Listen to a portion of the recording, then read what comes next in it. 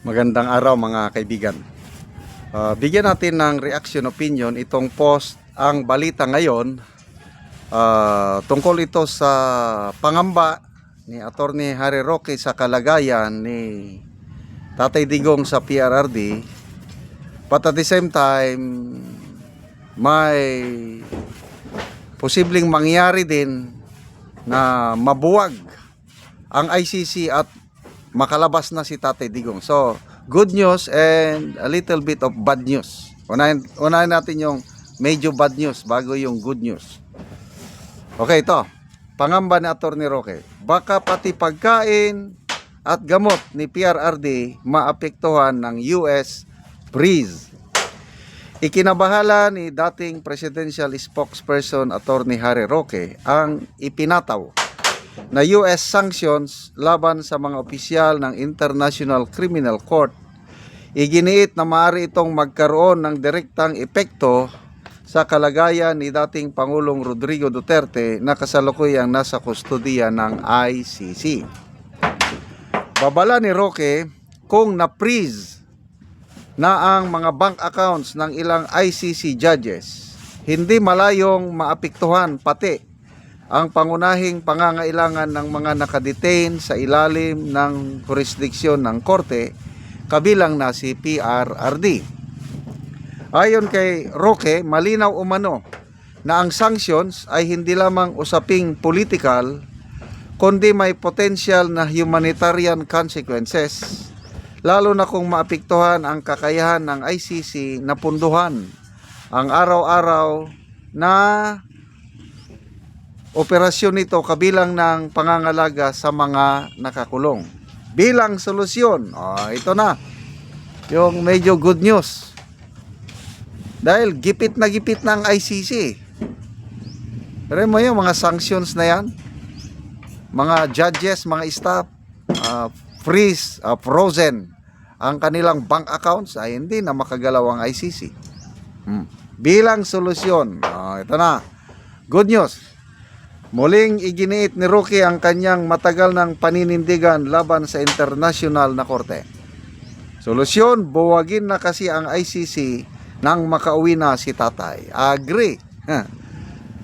Ang pahayag ni Roque ay kasunod ng mga ulat ng ilang ICC judges, kabilang ang mga hukom na nag-deny sa interim release ni PRRD ay nawalan ng access sa mga bank account at financial services dahil sa US sanctions.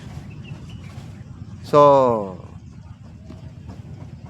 both positive and negative effect ito kay PRRD. Ang nabasa ko sa isang post, siyam na ICC judges frozen ang kanilang mga bank accounts.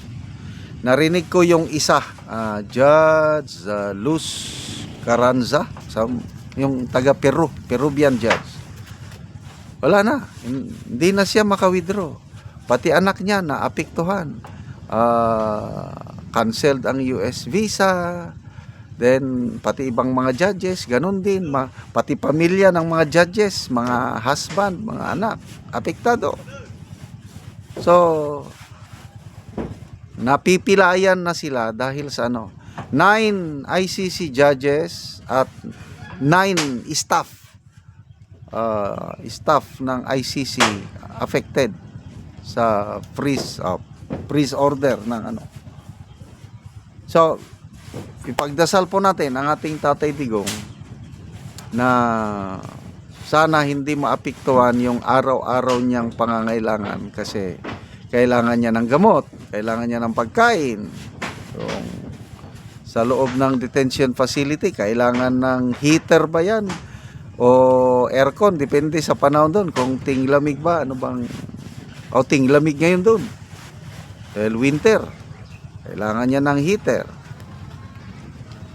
So,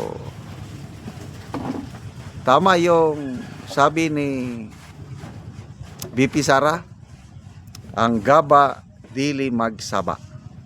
So ito na ngayon, yung gaba sa mga ICC judges, unti-unti na nilang nararamdaman.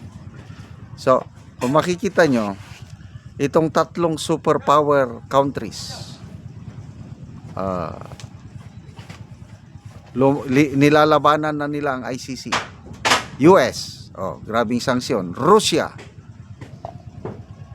may sentensya ng isang Russian court na pinapaaresto ang mga judges at ang chief prosecutor sa ICC na nagpa-issue ng warrant of arrest kay President Putin.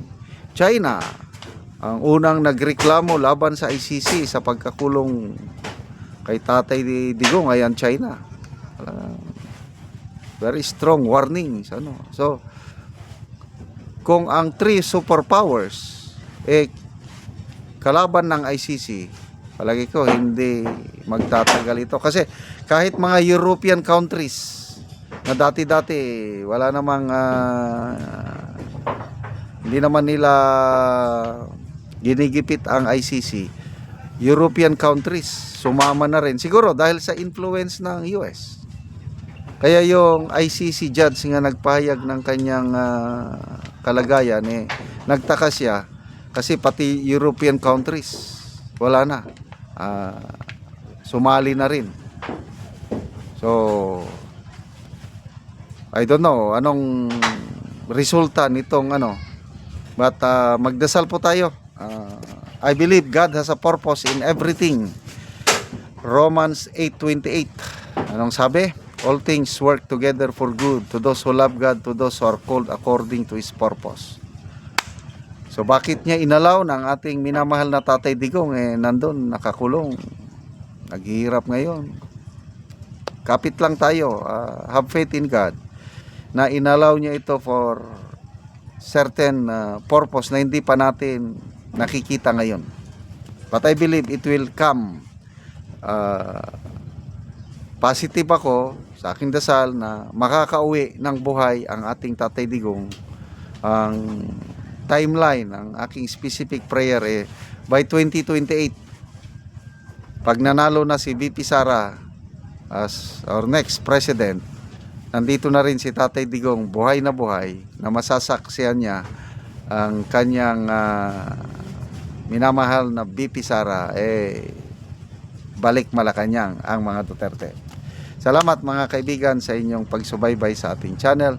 Nakakatulong kayo na malaki sa tribong Talandig ng Bukidnon dahil ang sweldo natin sa channel na ito is pantulong sa tribo. Namimigay tayo ng libreng yero at pako para makapagpatayo sila ng mas maayos na tirahan. Panoorin nyo ang video na ito.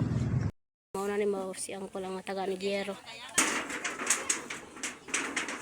So mauna ni ang atop nilang kol nga tuluan na kaayo pag muulan. So silupin lang ang ilang atop silang balay.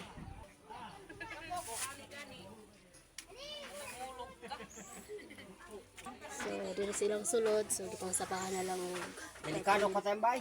kay lusot na kaayo.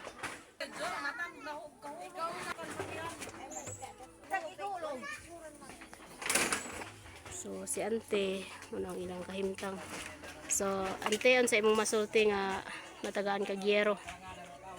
Nalamat na gid ko kay natabangan ko kay among atop na matupan na gyud.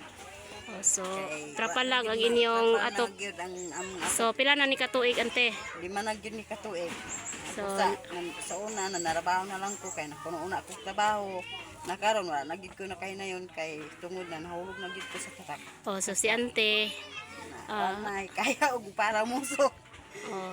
So si Salamat na lang gid ko kay dako gid nga salamat nga hinabangan ko so na kay anak te. na aduha. So unsay grado ante?